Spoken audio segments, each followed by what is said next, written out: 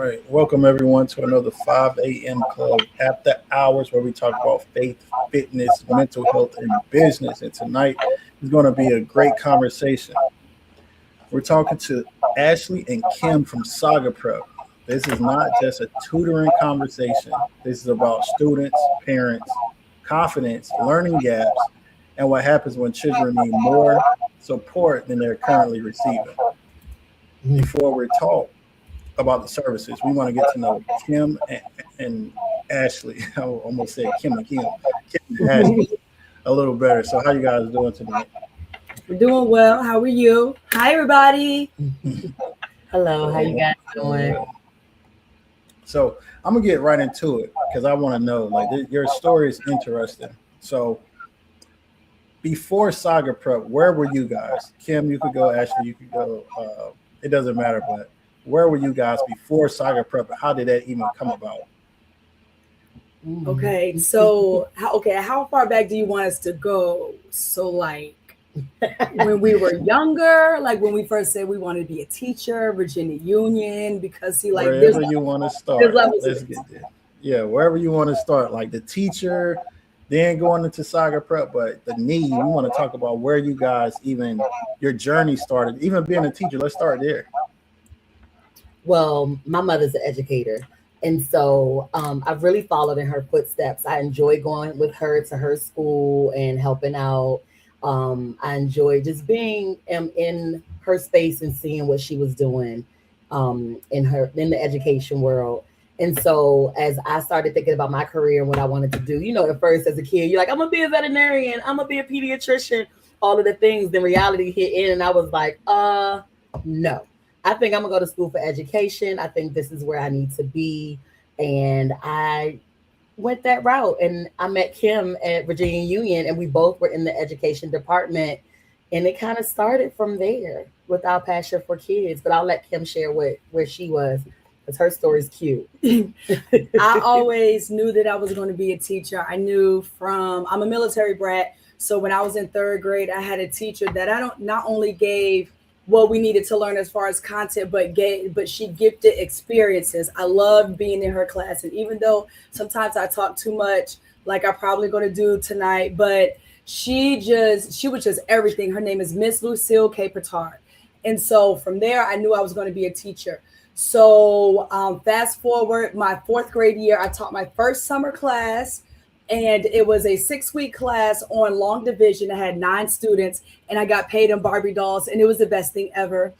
And then when we moved to the States, because we were military brats, the education, what we were receiving over in Germany was, I'm not going to say it wasn't comparable, but at any rate, my brother was in danger of failing first grade. So I watched my mom. She was adamant that the school was not going to fail her son and she was going to do everything that she had to do in order to make sure that he was going to be second grade ready by the time school started. So she ordered Hooked on Phonics. And not only I just watched her like just teach him, just do all of the things. And that intrigued me as well. I was that student at the end of the year that asked for all of the extra worksheets so I could do them right and do them wrong. So I could play school over the summer.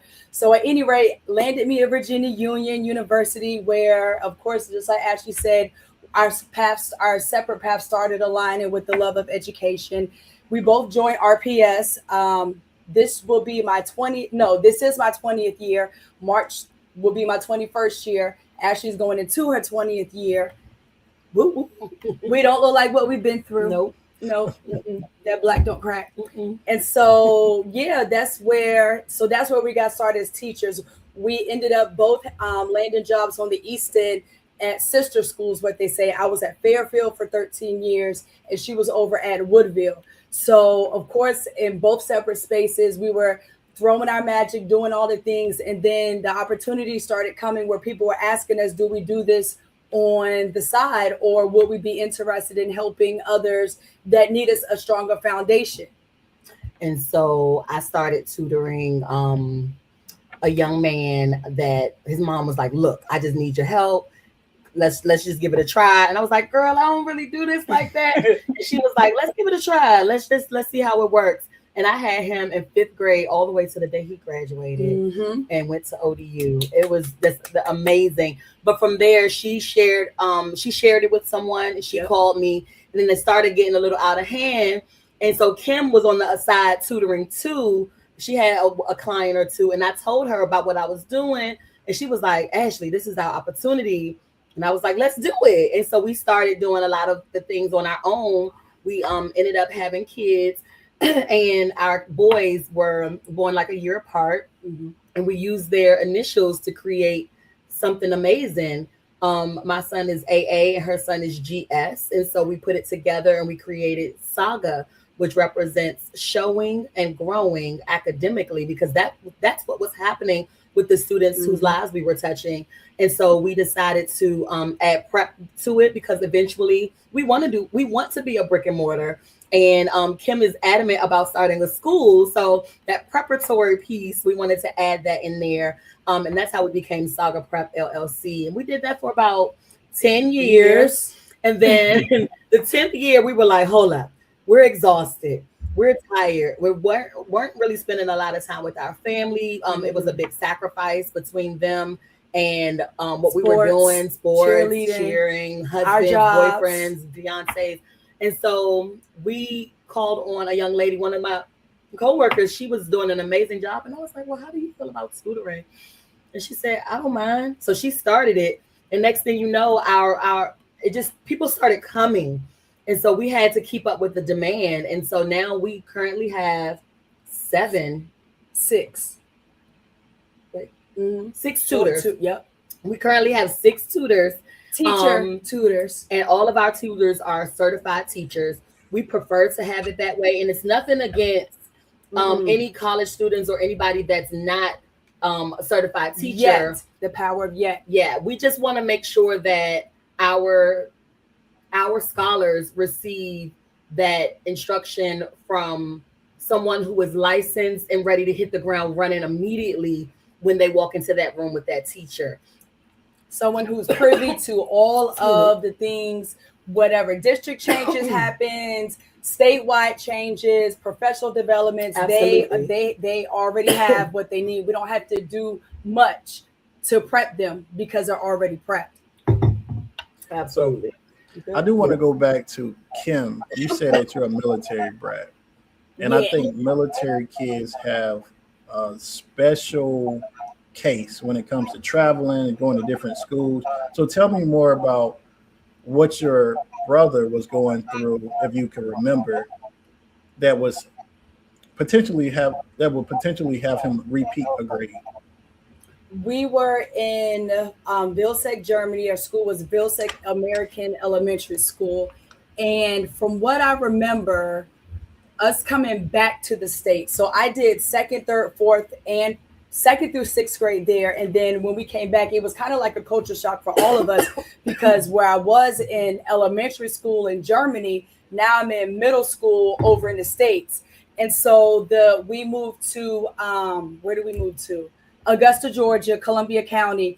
And the curriculum was quite different. And when I say quite different over on the Georgia side, it wasn't compatible to what we were learning over in Germany. And I'm not saying that our education was washed down in Germany, but I do feel like the curriculum that we had was able to service anybody able to come from anywhere. So when you try to adapt that to what Georgia per se wants, then that's really where the riffle-raffle. Sorry, I'll probably make up language while we're on here, but that's really where it started getting a bit wonky. And he wasn't performing on grade level as far as reading. He was always good with numbers, always good with science, but that just wasn't enough to sustain him in the reading and social studies areas.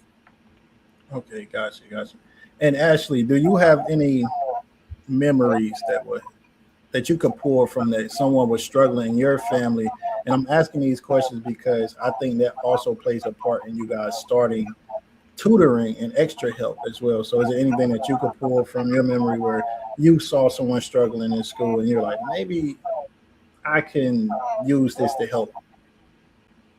To be honest, I didn't see that so much, but I saw the fun that my mom brought to the classroom. She was a science resource teacher, and she was hands-on with everything. And so because she brought that to the classroom, I wanted to do that too. I wanted my kids to enjoy me. I wanted it to be fun. I wanted them to love learning like I did. My brother and I we were space students, and so because we were space students, we were challenged. Space is, you could probably like gifted and talented. Gifted and talented. Mm-hmm. So we they smart. We were challenged a little differently.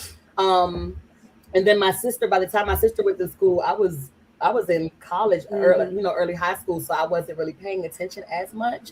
So I can't dive into my personal family, but I did see struggles in the classroom, and I did talk to parents that wanted the assistance, and that's what made me really like jump out there and tutor. But in the classroom, I started to notice big deficits with learning, and the foundational skills that the kids should have had weren't there.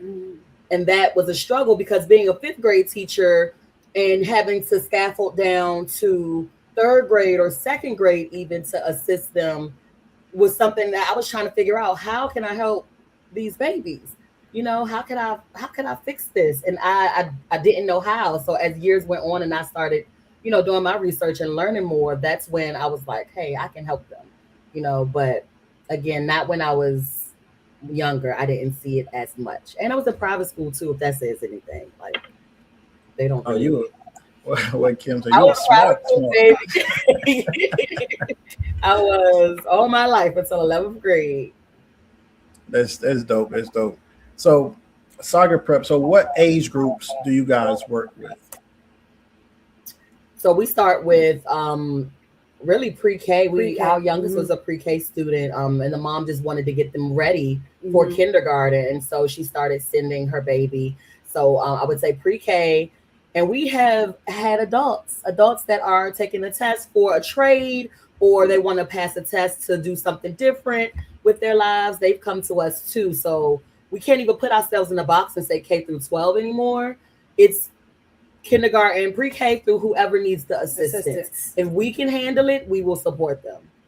So that's dope. So I'll give you a scenario. Say I am coming to you and I'm taking, like, I didn't graduate from high school. I want to take my GED. Can you help me get ready to take my GED so I can start working? Is that something Saga Prep offers? Absolutely. Yes. Okay.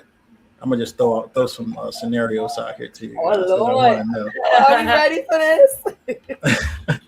So, say I am an exceptional student, but I'm not getting pushed hard enough in school. I get in trouble.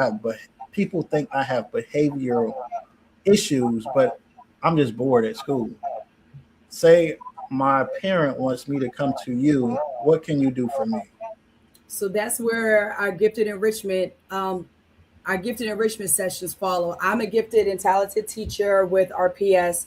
And so I had a couple of those type of scholars that attended a private school where grandma was like, they're going to get what they need because I'm going to make sure that I just want you to always continue to have that challenge with them to make sure that they're always on top of their toes. So I had this first grader that was doing multiplication. Man, they're not even thinking about multiplication in first grade in a public school, and we're not knocking anything, but where it started at home, she wanted to ensure that we were the people that could be able to keep that moving forward. So it could be in reading, it could be in math. We know that talents happen in any spaces. It could be artistic wise. You may not be a reading or math person, but you may be able to have some recyclables in front of you and create something that could hold a set of textbooks. Whatever it is, we're going to meet them where they are and take them wherever they haven't even seen where they could go. Absolutely. Just tapping into every part of the learner, not just academically, but every part of the learner. And even what they say, that's holistic. The holistic child. That's dope. Because a lot of teachers, and I say traditional teachers, because I don't look at you guys as being traditional teachers. A lot of traditional teachers have one way of doing things and they stick by that book, that structure. So what makes you guys different I know what makes you guys different, but I want to know, and I want everyone else to know what makes you guys different from Well, I'll say traditional. this: we we are big, and Kim is really big on it, which has made the company big on it. Where we want to gift our students with experiences. We want to make sure that every time they come to us, first off, that they want to come, and that when they do come, they are doing something engaging with to the point where they don't even recognize that they are learning at times because they're doing, they're actively engaged in the content with the tutor. And the tutors that we hire, we really push that with them to make sure that they are giving 110%, bringing the games, bringing the activities, tapping into what they already know and stretching them if we possibly can, or if they're not there yet, to stretch them, meeting them where they are through activities and games that are engaging and fun for them, but also making sure we hit the mark to make sure the parents see the growth, because of course we're showing and growing academically. Plug. But then also that part, and then also just making sure that the kids want to be there. If you don't want to be there, then it's pointless, Right. So we want to make sure that they we going to tutoring today. They have that excitement about coming to see us. We want to be the best part of their day after they've had a long day of learning at school, and then some of our babies even go to after school. Some of them even fit us in right before they have to go to a practice. Mm-hmm. We want to ensure that the way that they come in, they leave out even better. Mm-hmm. So, a question that I personally have, seeing kids and I grew up with nothing but girls. Now I have nothing but boys. Three of them boys. Yeah.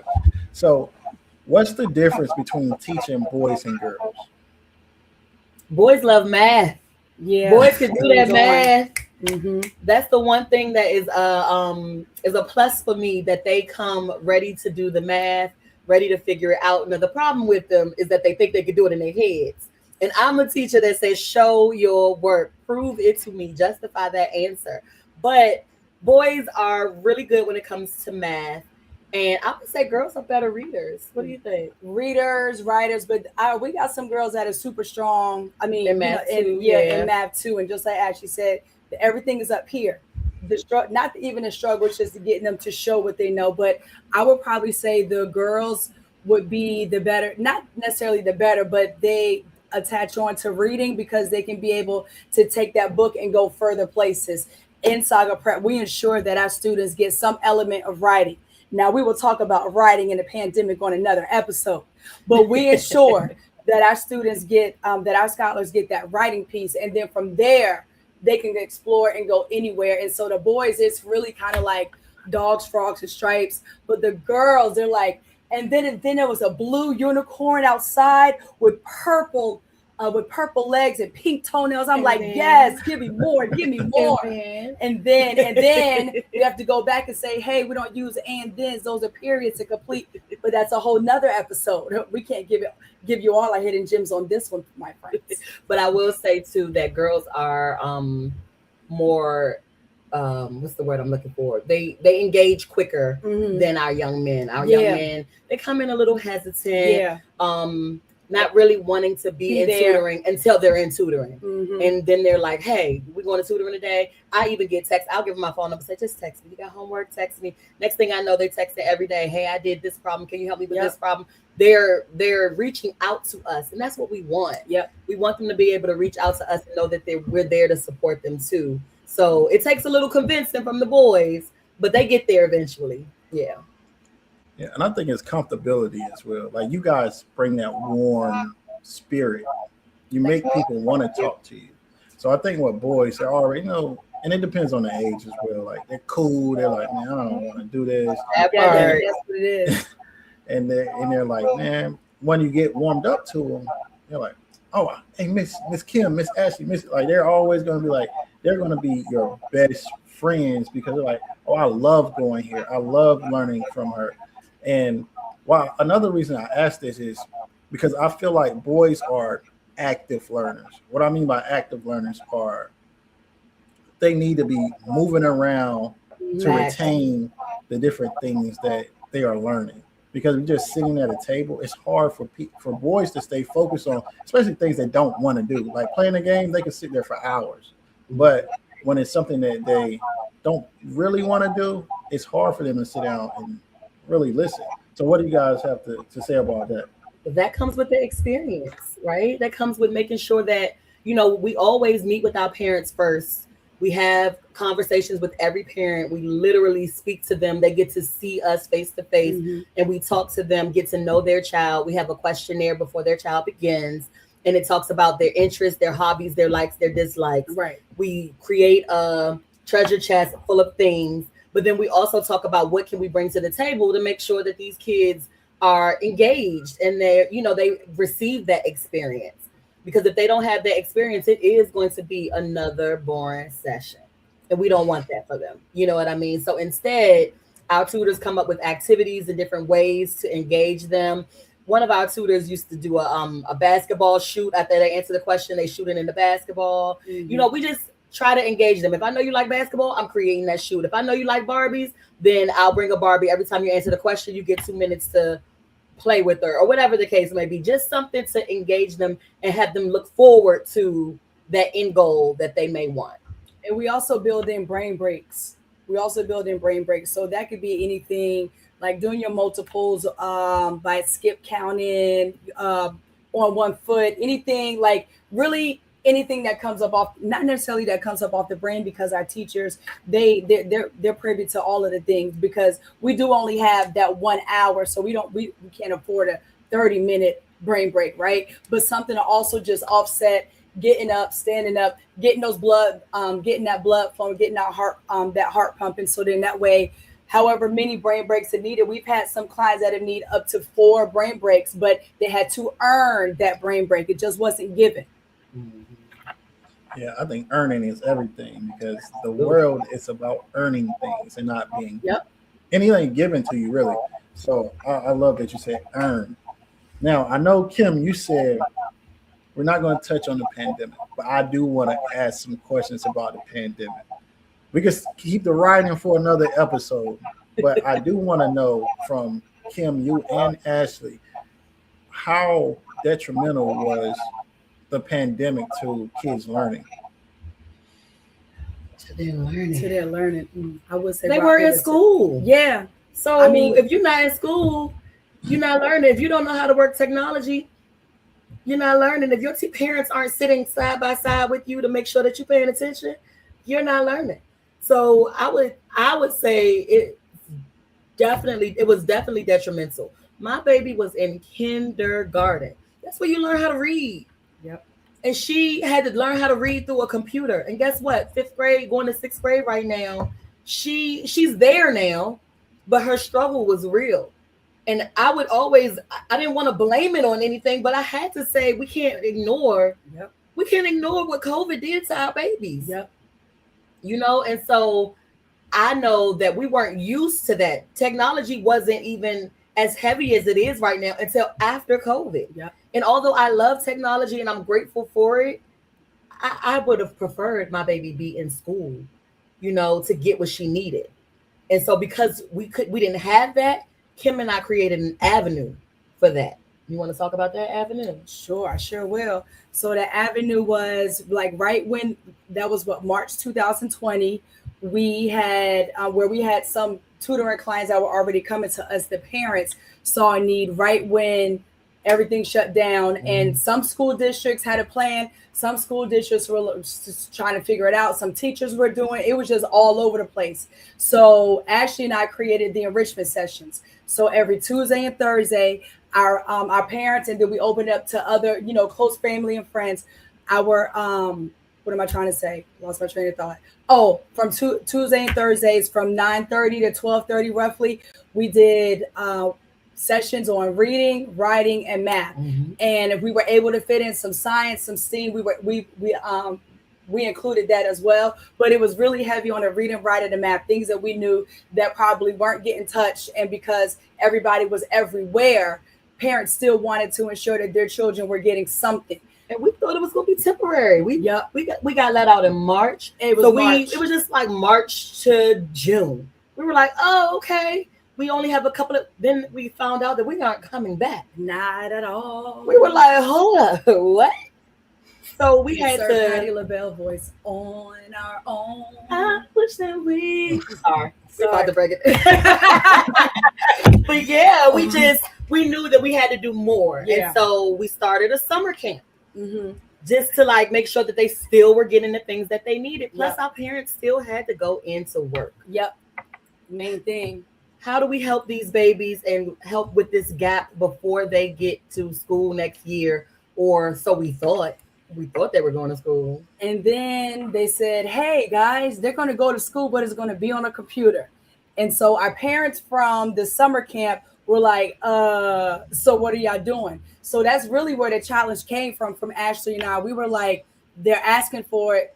Let's give it to Let's give it to them. So in this very space where you see now, my house became basically like the virtual learning space. It was our brick and mortar. Yes. The garage was our enrichment. I mean, not our enrichment, was our virtual pod for RPS. And this space that we're in now, this was for Henrico. And then in between, Ashley was on the screen. I was in another room teaching my own students. My fiance was downstairs in the basement teaching PE. So in hindsight, we had to hire 2 other people to help us oversee what those oversee the enrichment sessions and all. And because Ashley was able to be out the classroom, she was really able to like hone in on what all of this looked like and ensuring that the students were actually on the screen. They were actually learning. They were actually paying attention, unlike what some of us were seeing on the back end, i.e. me, with students flipping on a bunk bed, a student come in feeding the baby.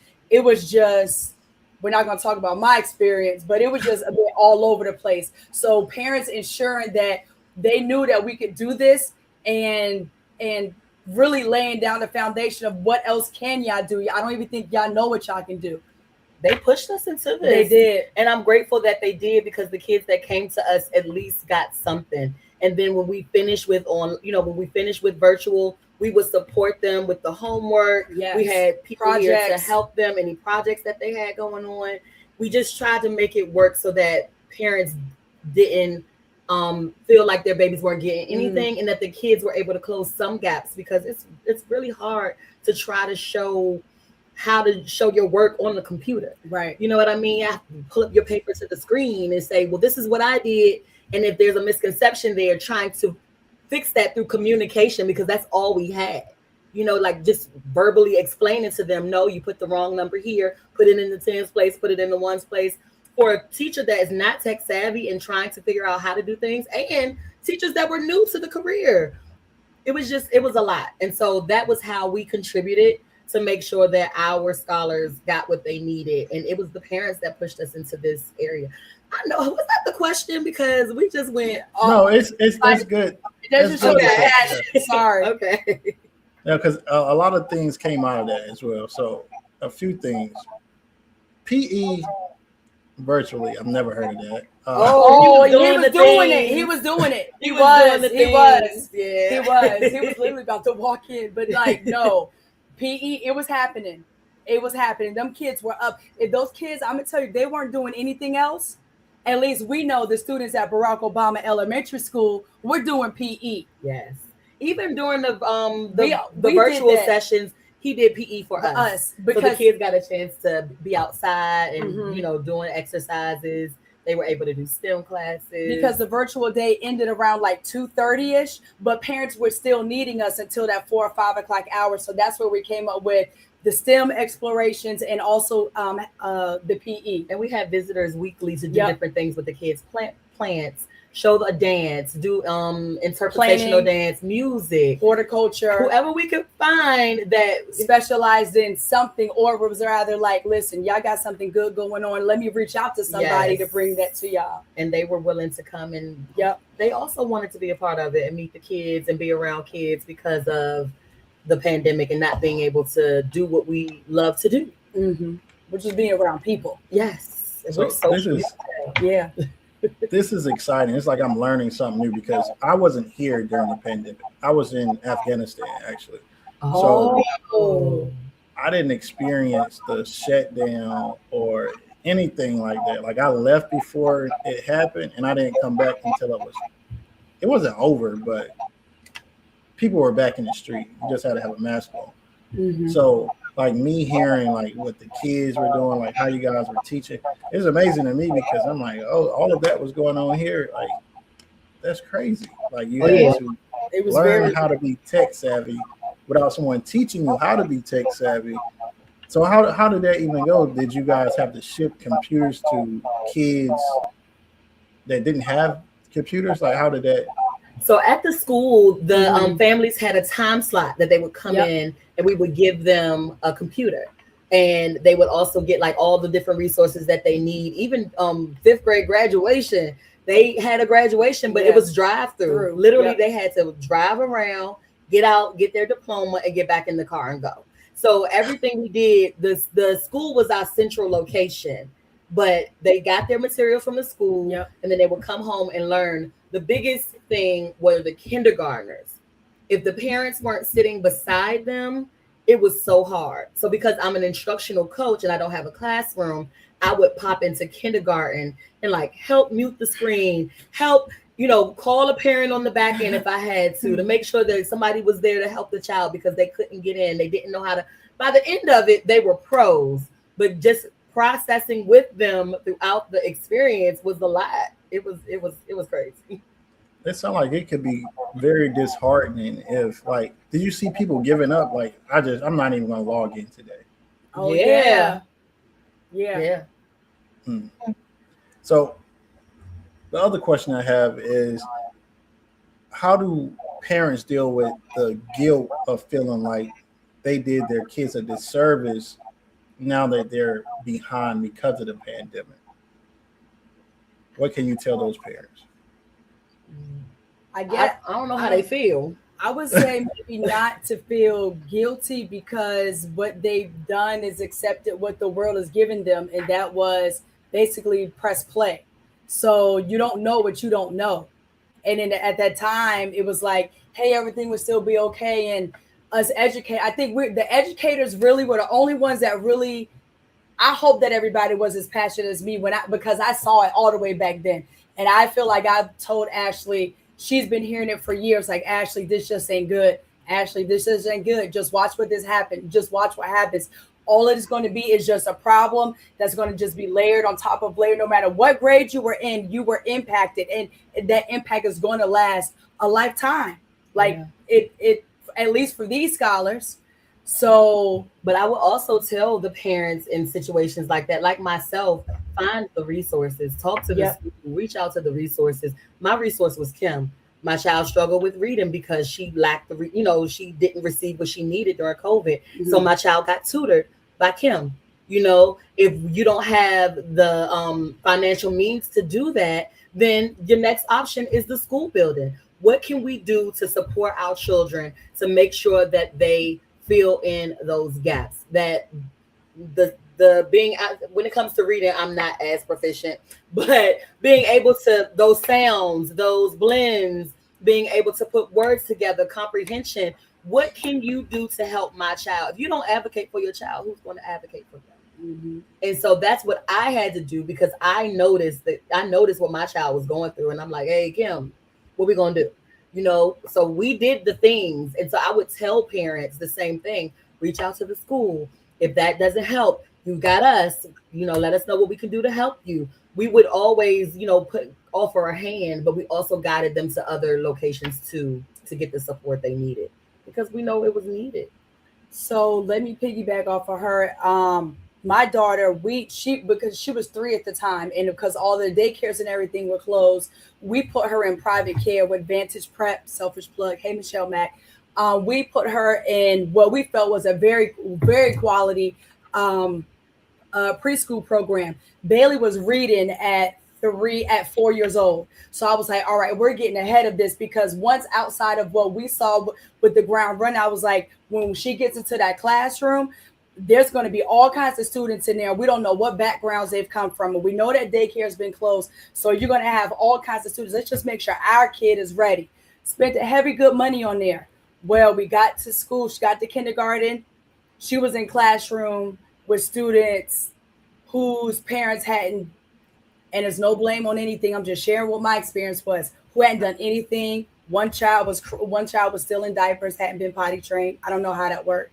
Then we had another child that cried for his mom every single day because I guess he had been with his mom every single day. So students like Bailey, the typical teacher, will look and say, okay, you got it. So you're probably going to be my person that goes to the office. And so Bailey became that person. And so now she's reaching 4th grade and she's a below grade level reader. How does that happen? Because all of the other things that fed in with COVID, your behaviors that weren't managed before students were getting to school, layered on top of layer on top of layer, teachers not being able to, what's the word, scaffold, being able to really say, okay, this group of kids got it. Maybe everybody doesn't need the letter M. Maybe Bailey, Ashley, and Kim, you need decodable M. So there is not two different types of stories, but we all have our stories. So don't feel guilty. I can't say don't feel guilty. I feel guilty because I didn't catch it in enough time and didn't challenge the school. But this last year, we did challenge the school a bit more to just basically say, hey, we understand that these kids came in this way. You can't, it's not just a one size fits all. You really have to break it down. And so that's a whole nother conversation. But yeah, don't necessarily feel guilty if you know that you've done everything in your power to do it. Yes. Don't be in denial. That part. Don't be in denial. If you see something, say something, talk to somebody, because denial is not going to move us forward. Mm-hmm. You know, you can't deny what you see. Oh, they're all right. They just, no, they're not. No, they're not. And they need that support from you. They need you to advocate for them. And if you don't, they're going to continue to be, oh, it's all right, until you realize in 7th grade that your child needs more help than you can possibly manage. So don't be in denial. And don't ask for that support. And don't be afraid to hold the schools accountable too. Mm-hmm. And then after you do all of that, holla at Saga Prep. So another good gem that I'm gonna say, this is just my experience. When raising kids or teaching kids or anything in life, we all need a village. Mm-hmm. Back in the day, we all had that village where we come together, we help each other, we learn. The kids get disciplined by everyone. But when you don't have that village, and I'm not just speaking on kids, adults need a village as well. You need resources. You need people to talk to. You need people to learn from. And I see one of the comments says, actually, it's our duty to teach our kids what's real in the world. They don't teach that in America's curriculum. Too many real life lessons not taught in school. So what I'm trying to do with building a community and you guys is change that dynamic. We need to teach adults and kids how to better themselves in life, period. So that's why I brought you guys on as partners. So we're partners now. We help the kids, I help the adults. We come together and build that village. But you guys are amazing. I know we're right at time and we want to keep this going. So bi-weekly, that's what I'm gonna say. Bi-weekly. Tune in to our conversations bi-weekly, and you will learn more than you can imagine. In Saga Prep, it's the next up. So, you guys have anything you want to say before we end the live tonight? I mean, you know, we do what we do like we're doing it for TV. I mean, we're the experience, we're the hidden gem on the East End. So, you know, if you're just now getting to know us, a lot of you didn't know our story or know our backstory. So, hopefully you've been intrigued to follow up in a week and some change. Well, also thank you for seeing something in us and for taking us on this journey together, joining this journey, letting us join this journey with you. Yes. We are excited about it. And we can't wait to talk more about what we bring to the table, you know? Yes, very excited. So as you guys know, we'll be having these conversations bi-weekly, but also if you want to get in contact with Kim and Ashley, they will be in the 5 a.m. Club school community, and they will have their own section where they will be teaching lessons in the future. So join now and learn later. So okay. That's the 5 a.m. Club after hours. And again, we talk about faith, fitness, mental health, and business. And until next time, stay safe. Peace. Bye, y'all.